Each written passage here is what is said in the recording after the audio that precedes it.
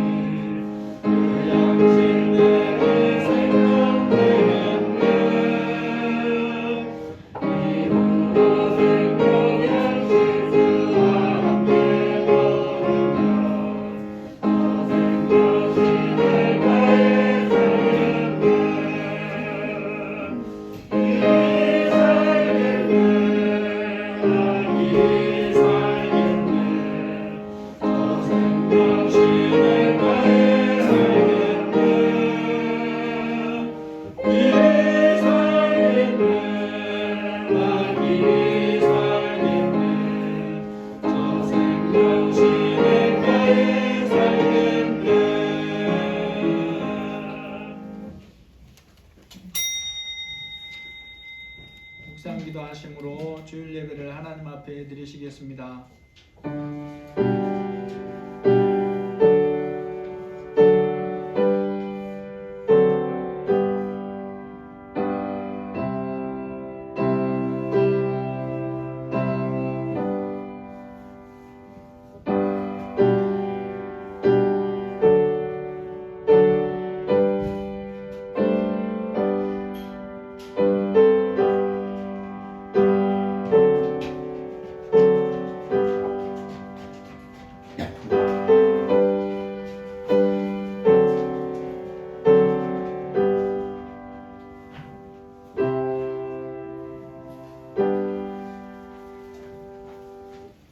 거룩하신 이가 이르시되 그런즉 너희가 나를 누구에게 비교하여 나를 그와 동등하게 하겠느냐 하시니라. 너희는 눈을 들어 누가 이 모든 것을 창조하였나 보라.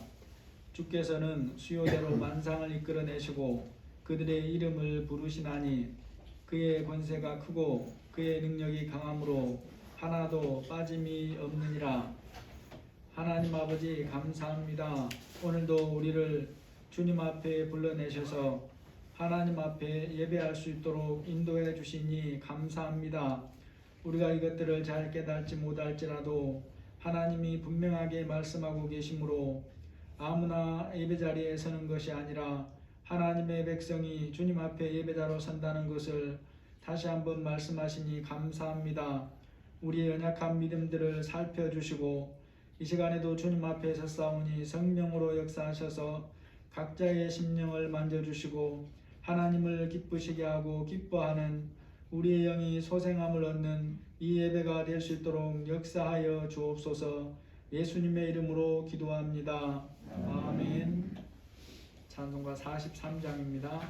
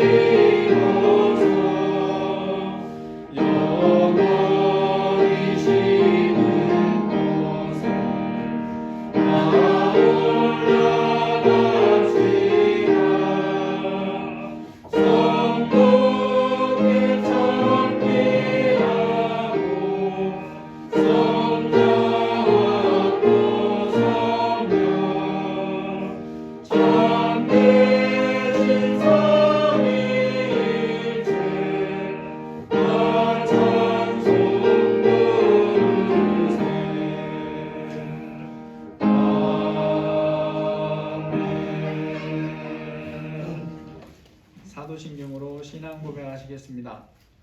전능하사 천지를 만드신 하나님 아버지를 내가 믿사오며 그 외아들 우리 주 예수 그리스도를 믿사오니 이는 성령으로 잉태하사 동정녀 마리아에게 나시고 본디오 빌라도에게 고난을 받으사 십자가에 못 박혀 죽으시고 장사한 지 사흘 만에 죽은 자 가운데서 다시 살아나시며 하늘에 오르사 전능하신 하나님 우편에 앉아 계시다가 저희로서 산 자와 죽은 자를 심판하러 오시리라.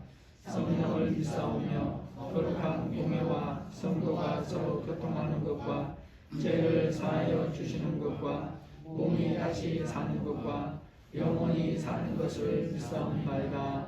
아멘. 찬송가 586장 부르시고 목진철 장로님 기도해 주시겠습니다.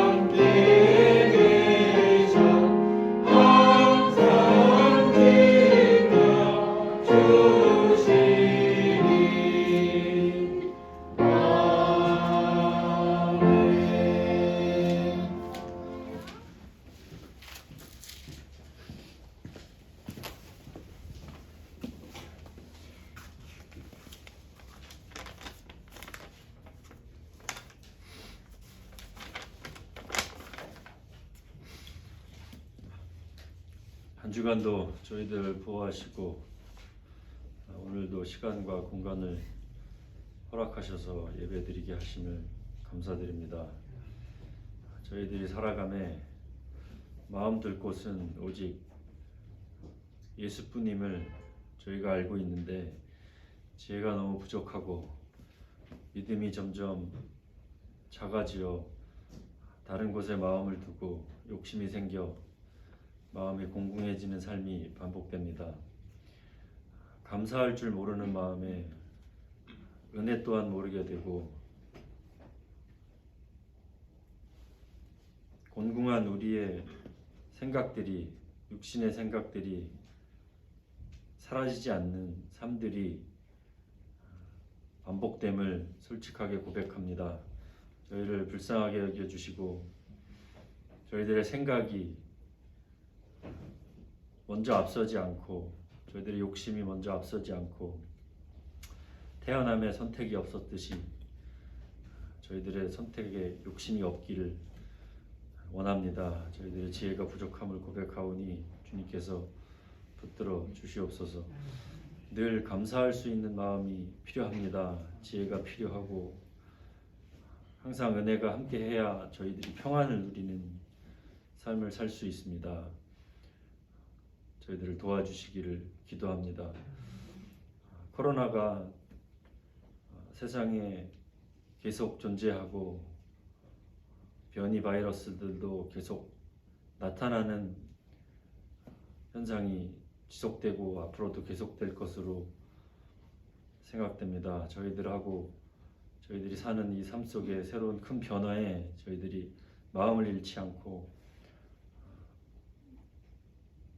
바이러스에 지지 않는 저희들에 되게 도와주시옵소서. 특히 저희 나라를 선교의 나라로 다시 태어날 수 있는 그런 나라가 될 수 있도록 저희 1000만, 1200만의 크리스찬들의 마음속에 다시 한번 복음의 중요함을 느끼는 그러한 예배가 전국에서 일어날 수 있도록 주님 이끌어 주시옵소서. 반석교회를 이곳에 세우시고 주님께서 계획하신 바가 계심을 저희들이 믿고 있습니다. 아직은 저희들의 힘이 미약하오나 주님께서 계획하신 그 일에 저희들이 함께 잘 가고 있기를 희망하고 앞으로도 계속되기를 원하오니 주님 이끌어 주시옵소서. 힘든 직장생활과 사업장에서 고생하는 부모들이 있습니다. 그들 위로하시고 어떤 어려움 속에서도 평안을 잃지 않는 부모들이 되기에 도와주시옵소서. 대학을 기다리고 있는 학생이 있습니다. 그의 마음에도 함께 하시고 평안을 허락하여 주시옵소서. 고등학교에 올라가는 학생이 있습니다. 그의 마음에 그의 앞날이 지금은 조금은 괴로울지라도 주님과 함께하는 앞날이 될 수 있도록 기도하는 학생이 되게 주님 도와주시옵소서. 중학교, 초등학교, 유치원에 다니는 저희 자녀들도 주님 함께 도와주셔서 이끌어 주시고 보호해 주셔서 잘 성장할 수 있도록 주님 도와주시옵소서. 저희와 함께하는 교회와 선교사님에게도 함께 하시고 오늘 마치는 시간까지 이 예배 자리에, 이 예배당에 주님이 함께 하심을 저희들이 느끼는 큰 예배가 되게 도와주시옵소서. 말씀 전하시는 목사님의 건강과 영과 육의 건강을 위해 기도합니다. 함께하여 주시옵소서. 모든 말씀 예수님의 이름으로 간구하며 기도합니다. 아멘.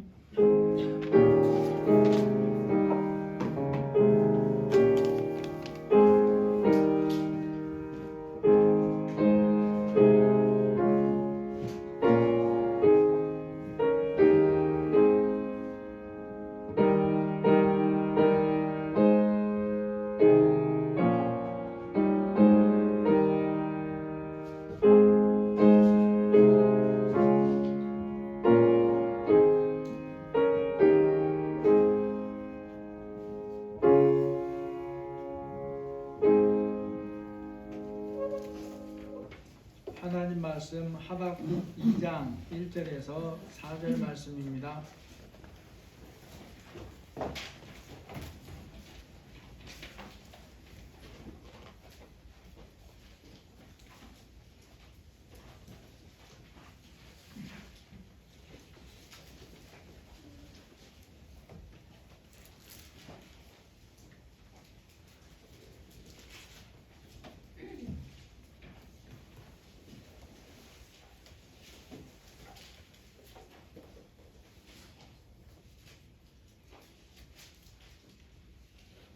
하박국 2장 1절에서 4절 말씀입니다.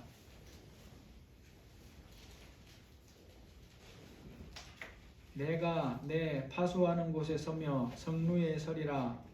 그가 내게 무엇이라 말씀하실는지 기다리고 바라보며 나의 질문에 대하여 어떻게 대답하실는지 보리라 하였더니 여호와께서 내게 대답하여 이르시되 너는 이 묵시를 기록하여 하나의 경배기 세계를 알려하면서도 이룰 수 있다. 이 묵시는 정한 때가 있나니 그 종말이 속히 이르겠고 결코 거짓되지 아니하리라. 비록 더딜지라도 기다리라. 지체되지 않고 반드시 응하리라. 보라, 그의 마음은 교만하며 그 속에서 정직하지 못하나 의인은 그의 믿음으로 말미암아 살리라. 아멘. 요즘 갈수록 사람들이 건강이나 취미로 등산을 많이 하는 것 같습니다. 사람들이 등산을 할 때 언제 가장 큰 성취감을 느끼겠습니까? 어떤 산을 막론하고 케이블카를 타고 올라가는 경우가 아니면 출발지에서 정상까지 길을 곧바로 보면서 오르는 그런 산은 없습니다. 여러분이 여기서 볼 수 있는 가장 가까운 산이 우면산인데 저 산이 약 300m에 조금 모자랍니다. 그런데 저 정도 낮은 산조차도 올라가면서 정상까지 한눈에 등산로를 보고 오르는 그런 산이 아닙니다. 모든 산은 중간에 굽이굽이 돌아가면서 작은 능선들을 올라가면서 마침내 정상에 올라가죠. 그래서 등산을 하면 중간에 능선에서도 상당한 성취감을 맛보기도 해요. 중간에 또 큰 바위라도 있으면 거기에 서면 상당히 또 이렇게 멀리도 보입니다. 그런데 등산에서 가장 큰 성취감은 어디에 섰을 때입니까? 정상에 섰을 때다라는 거죠. 정상에 오르면 주변 사방을 시원하게 다 볼 수 있습니다. 공기가 맑은 날이면 때로는 수십 킬로까지도 볼 수 있어요. 평소에 보지 못했던 먼 곳까지 시원하게 단번에 볼 수 있습니다. 이 시간 읽은 본문 말씀에 선지자가 이렇게 결심하고 기도를 합니다.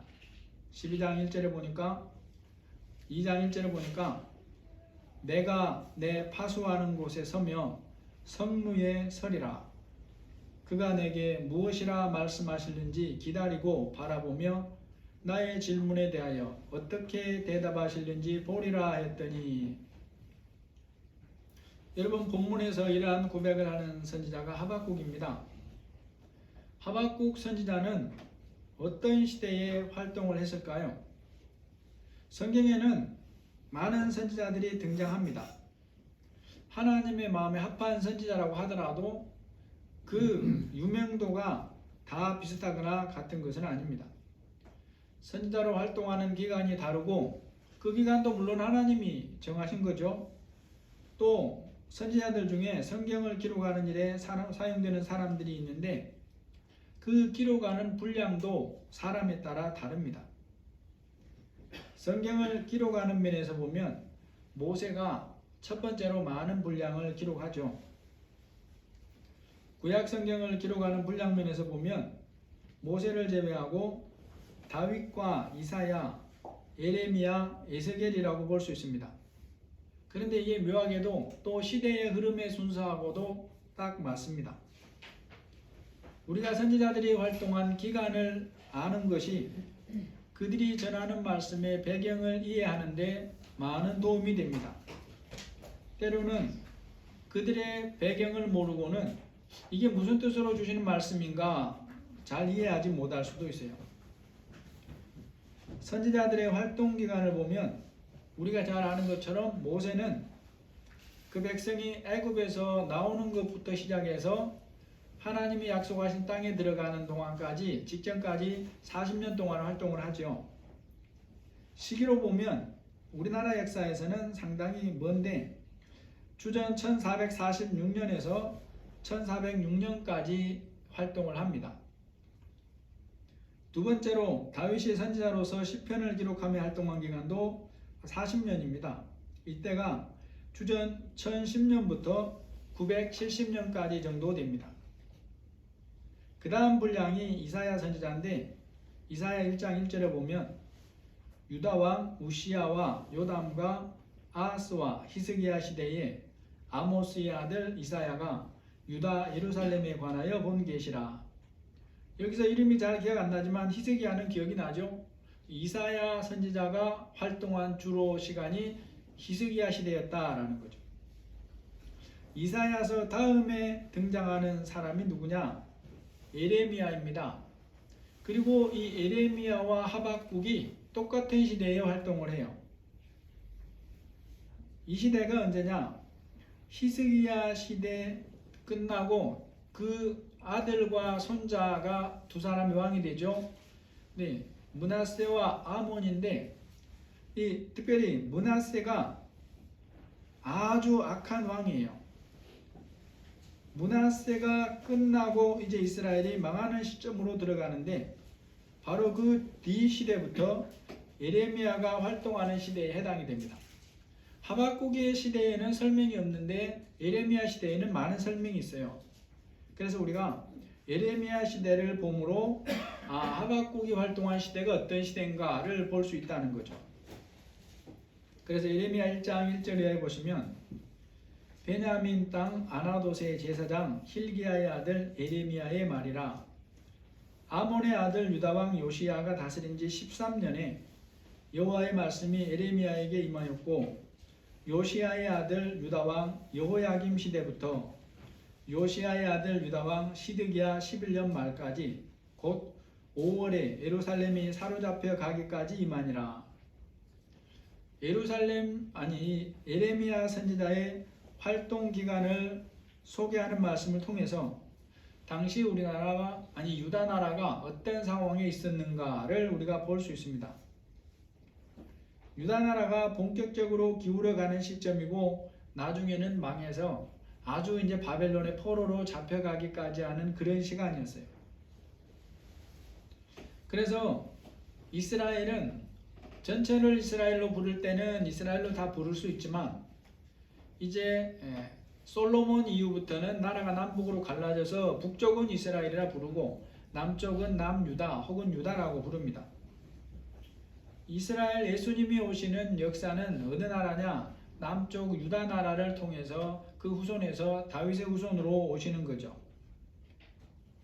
그래서 유다 나라 전체 역사에서 보면 국가적으로 가장 어려운 시기에 활동하는 사람이 예레미야인데 바로 그 예레미야가 활동하는 시기에 하박국 선지자가 활동을 한다라는 거죠. 관련 자료를 찾아보면 하박국은 예레미야보다 14년 뒤에 등장을 합니다. 그리고 3년 일찍 퇴장을 해요.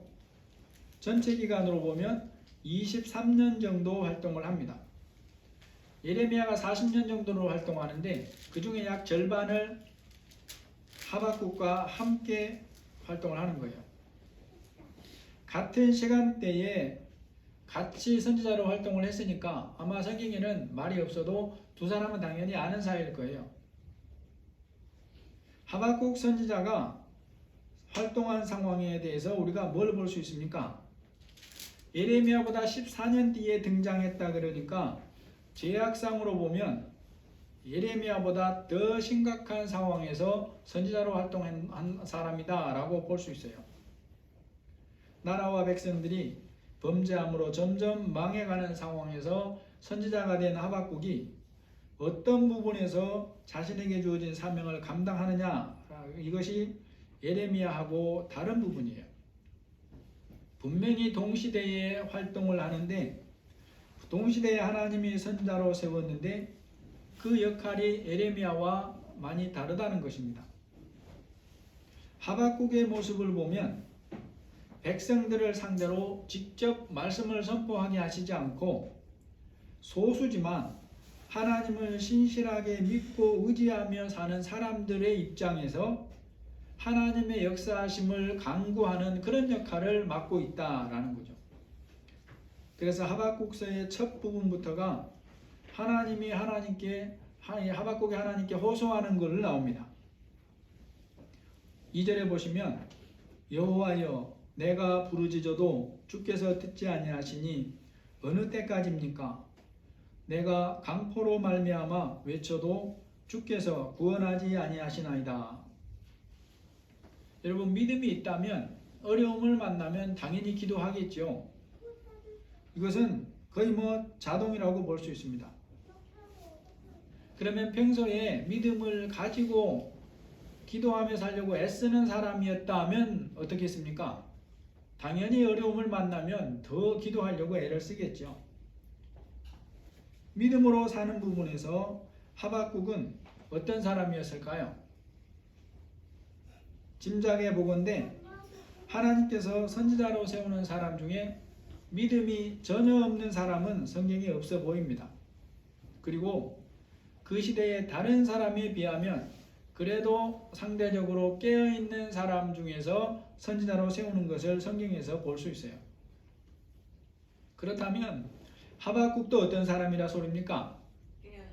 깨어있는 사람이고 믿음이 있는 사람이라고 짐작할 수 있는 게 정상적이에요.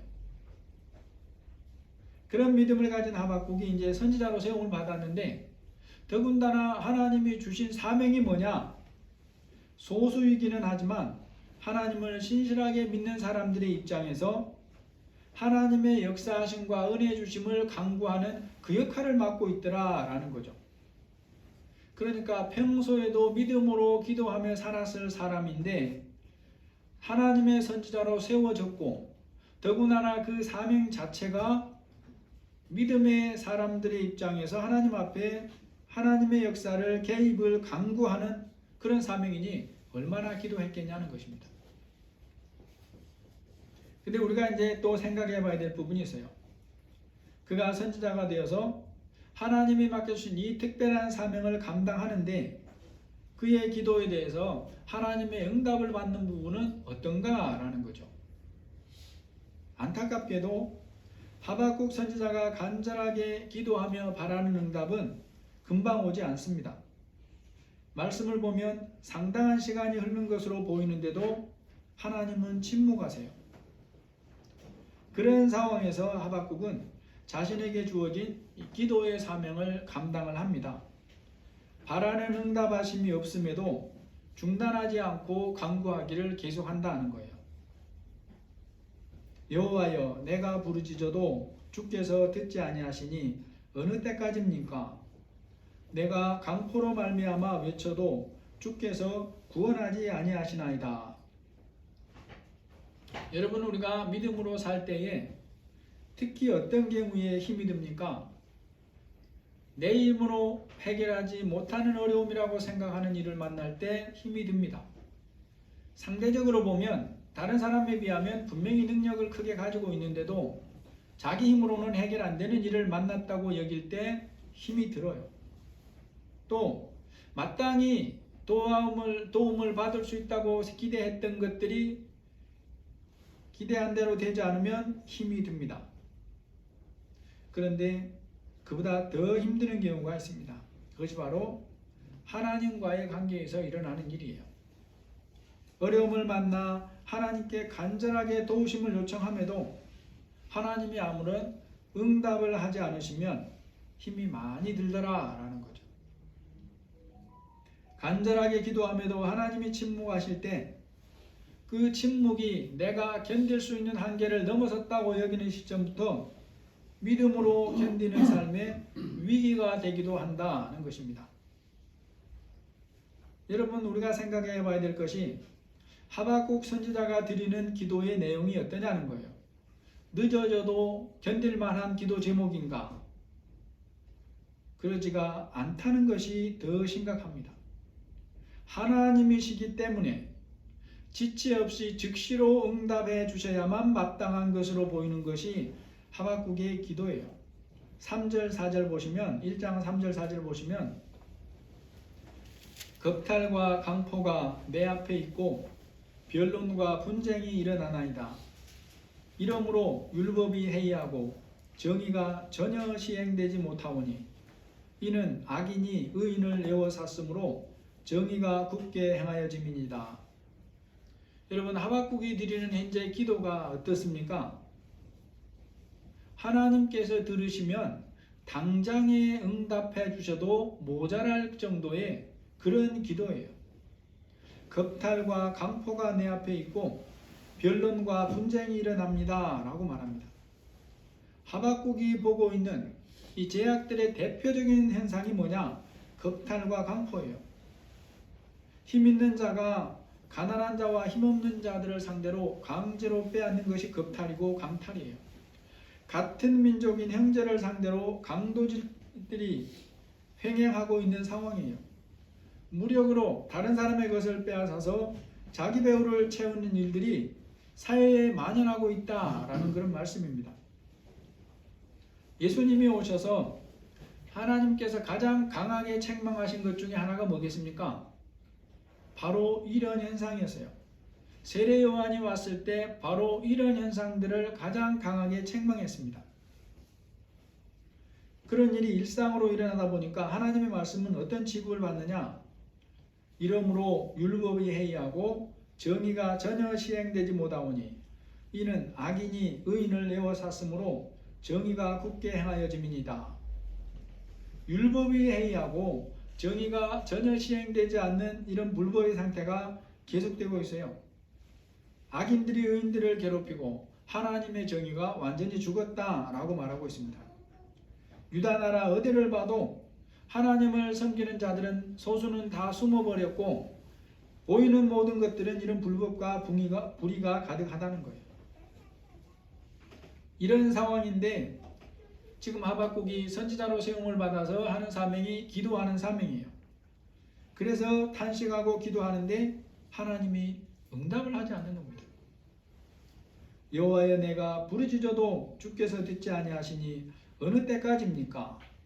내가 강포로 말미암아 외쳐도 주께서 구원하지 아니하시나이다.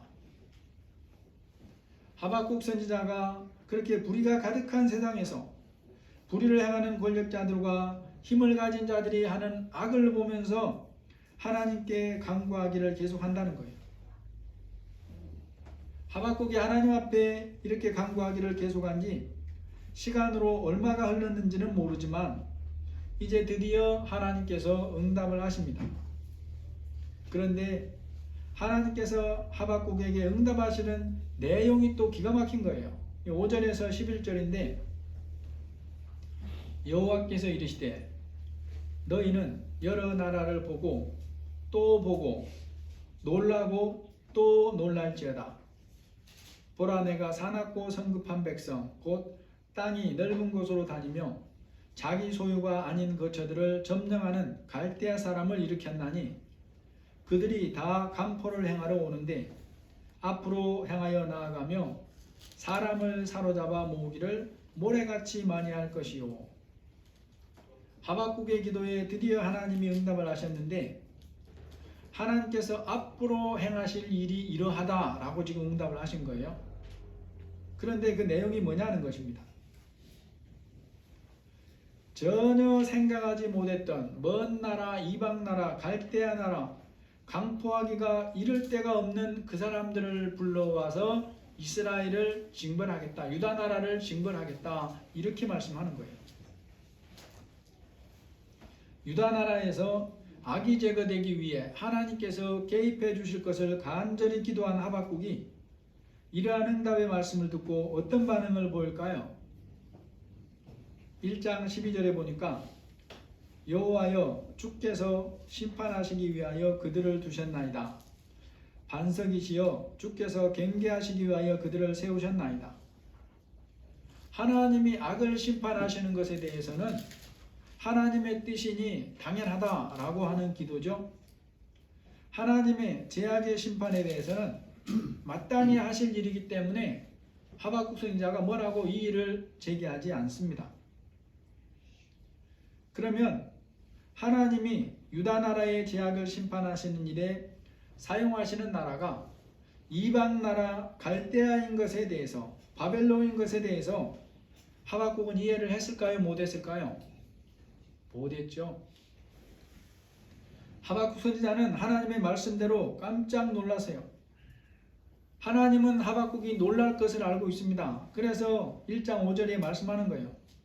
여호와께서 이르시되 너희는 여러 나라를 보고 또 보고 놀라고 또 놀랄 것이다. 놀라고 놀랄 것이다 라고 말합니다. 왜 놀랐을까요? 유다가 아무리 약해도 하나님께서 유다 나라를 심판하시는 데 사용하겠다고 하신 이방 나라 갈대아보다는 안 악한 거예요. 덜 악한 거예요. 사실이 그러한데 정의로운 하나님께서 유다보다 더 악한 나라를 들어서 유다를 심판하시는 것이니 잘못된 것이 아니냐고 호소합니다.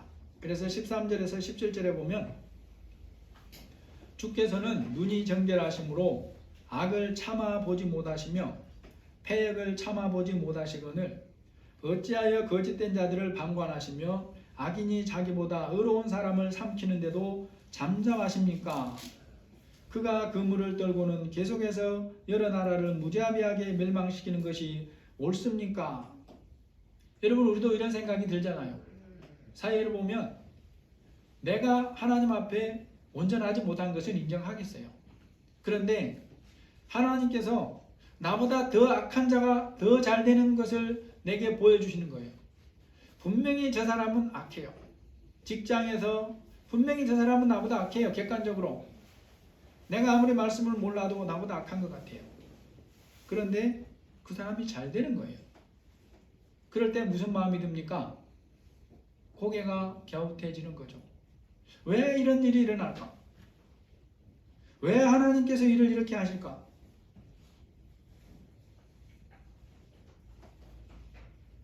여러분, 하나님께서 일하시는 것에 대해서 우리가 다 알고 이해해야 우리가 믿음으로 살 수 있는 게 아닙니다. 이것을 인정하는 것이 너무나 중요한 부분이에요. 하박국의 이 기도에 대해서도 하나님은 곧장 응답해 주셔야 할 것 같은데 역시나 곧장 응답하지 않습니다. 상당한 시간이 흘렀는데도 침묵을 해요.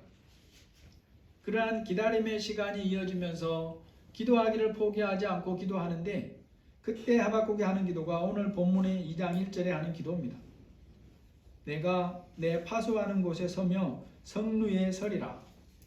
그가 내게 무엇이라 말씀하실는지 기다리고 바라보며 나의 질문에 대하여 어떻게 대답하실는지 보리라 하였더니,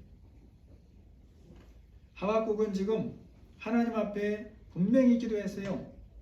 눈이 정결하셔서 악을 참아 못하시는 하나님께서 어찌하여 악인이 자기보다 의로운 의인을 살피게 둡니까? 그렇게 기도하고 거기에 대해서 어떻게 응답하실 것인지 지금 기다리고 있다 이 말이죠. 저나 여러분이 살아가면서 어려운 일을 만날 때, 이런 일을 만날 때 우리가 할 수 있는 것은 하나님 앞에 기도하는 것까지입니다. 내가 그 사람에게 찾아가서 보복하거나 그 사람을 잘못되게 만드는 것은 하나님의 뜻이 아니에요. 하나님의 자녀가 믿음으로 기도할 때 하나님의 응답하심과 관련해서 오늘 본문에서 우리가 알아야 될 중요한 교훈이 하나 있습니다.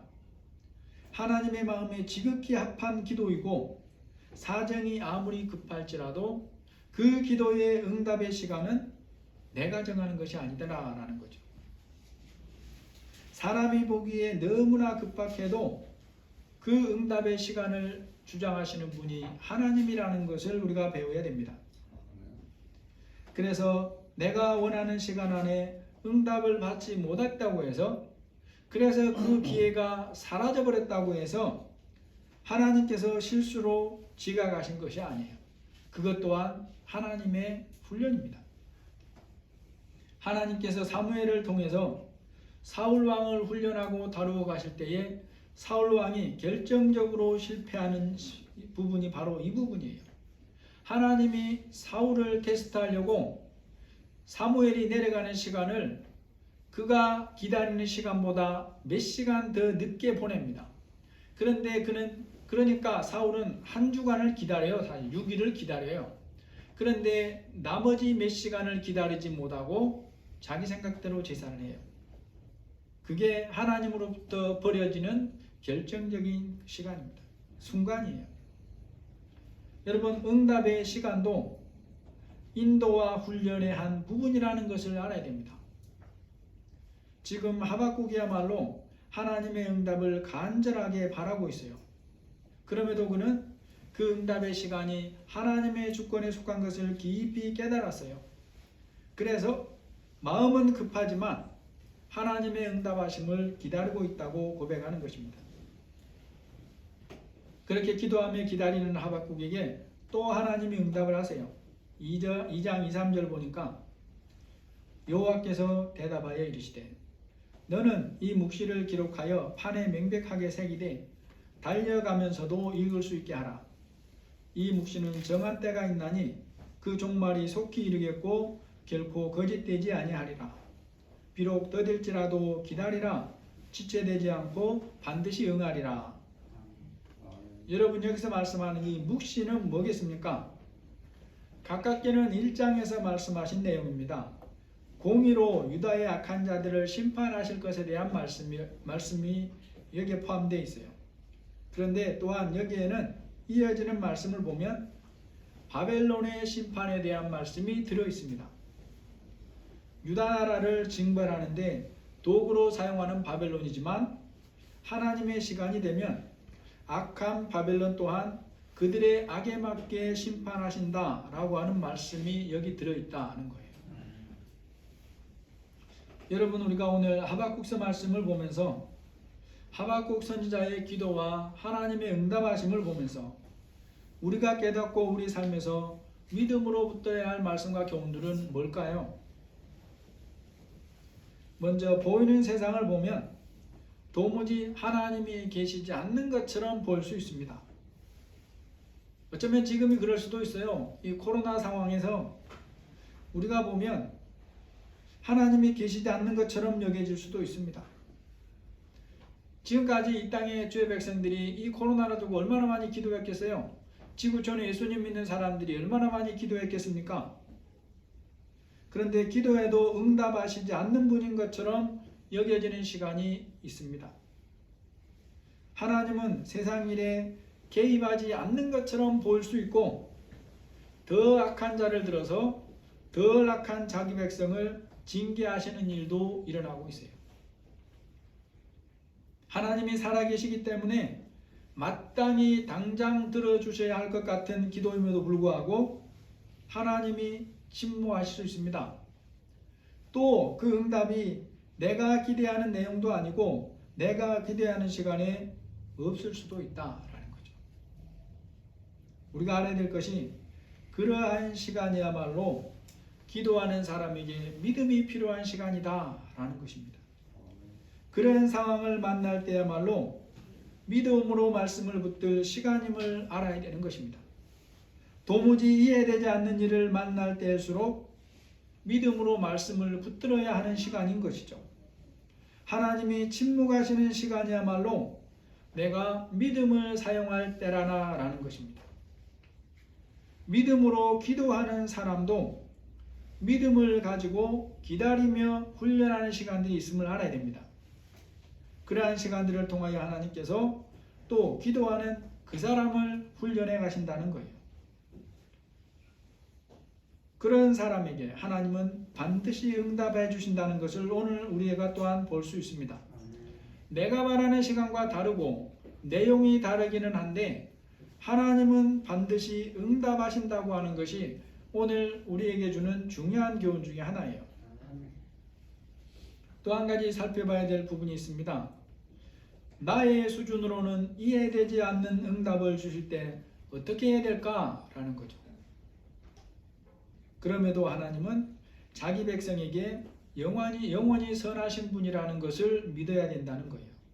선하신 하나님이시기 때문에 자기를 의지하는 자를 악한 길로 인도하지 않습니다. 하나님께서 때로 더 악한 자를 들어서 자기 백성을 징계하십니다. 더 악한 자가 나보다 더 잘 되는 것을 보면서 나의 마음을 점검하게 하시는 하나님이에요. 그렇기는 하지만 그것이 끝이 아닙니다. 악인의 형통함은 보이는 것이 전부가 아니에요. 오히려 하나님께서 악인의 형통함은 죄라고 말씀했습니다. 하나님은 하나님의 시간이 되면 반드시 말씀대로 집행을 합니다.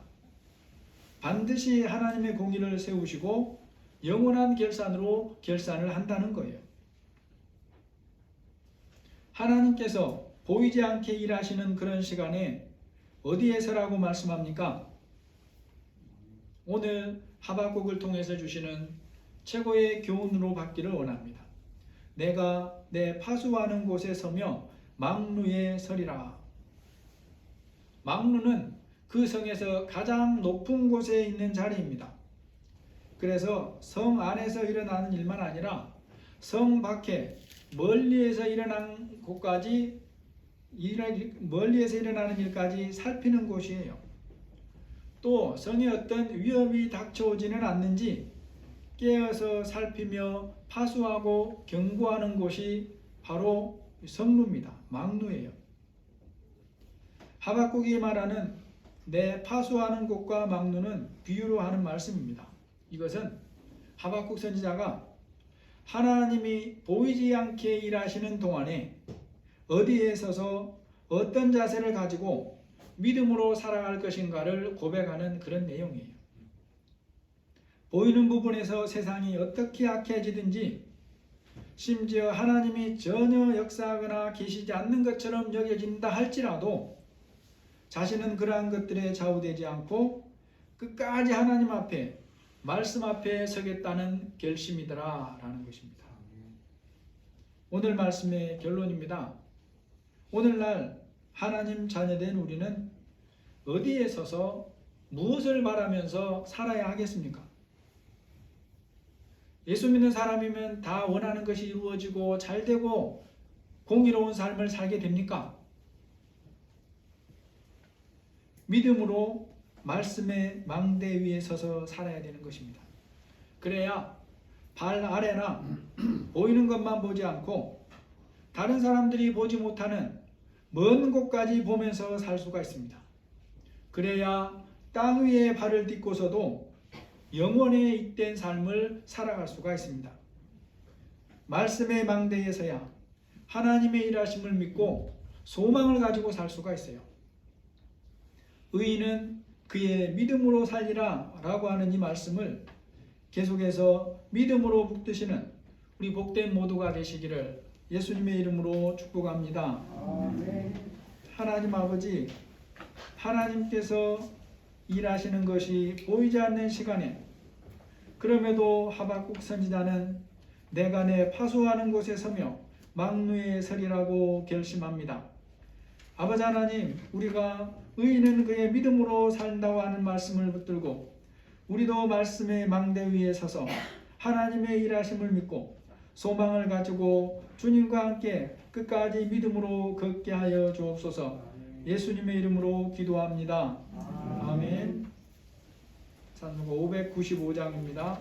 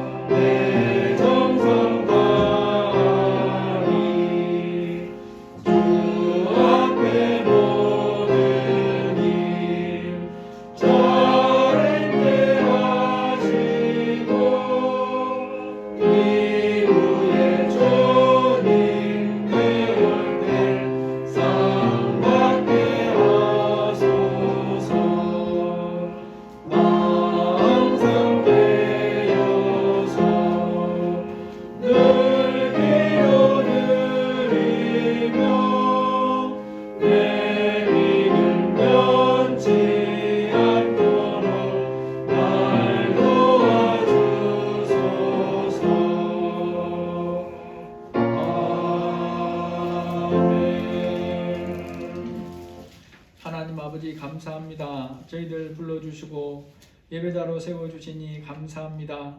우리의 믿음이 어떤 환경을 만나든지 변치 아니하게 도와주시고 오직 주님이 원하시는 모습으로 날마다 자라게 해주시기를 기도합니다. 우리에게 주신 재능과 물질과 시간과 모든 것들을 주님의 말씀에 합당하게 사용하는 믿음으로 날마다 자라갈 수 있도록 인도하여 주옵소서. 믿음으로 드리는 모든 것들 위에 물질 위에 하나님이 함께하여 주시고 일용할 양식이 풍성케 하여 주시며 날마다 필요한 지혜로 부어 주옵소서. 예수님의 이름으로 감사하며 기도합니다. 아멘. 우리 교회 소식 3번 꼭 기억하시고 말씀과 기도로 우리 깨어있기를 힘쓰시기를 바랍니다. 참고로 주보에 실리는 글 보시면 제가 나름대로 기도하면서 이렇게 선택하면서 하는 것인데 한 분 이상에게 꼭 유익한 그런 글들이라고 저는 생각을 해요. 그러니까 여러분이 꼭 가능하면 한 번씩 읽어보시고 때로는 집에 가서도 다시 한번 읽어보시면 하나님의 은혜를 주시는 작은 통로가 될 수 있다고 생각을 합니다. 한 주간도 믿음으로 잘 사시기를 바랍니다. 우리 자우분들에게 한번 인사 한번 하겠습니다. 힘내십시오. 힘내십시오. 기도하겠습니다. 기도하겠습니다. 네, 여러분이 힘내시고 또 여러분 몇 분을 위해서 기도하는 사명 한 주간 또 잘 감당하시기를 바랍니다. 우리 찬송가 218장입니다.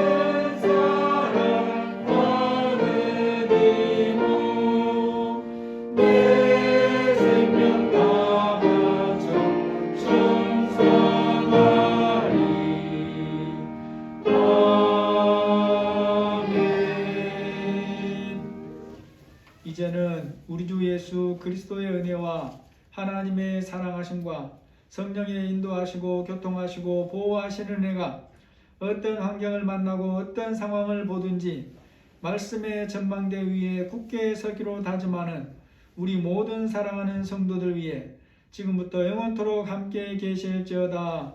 아멘.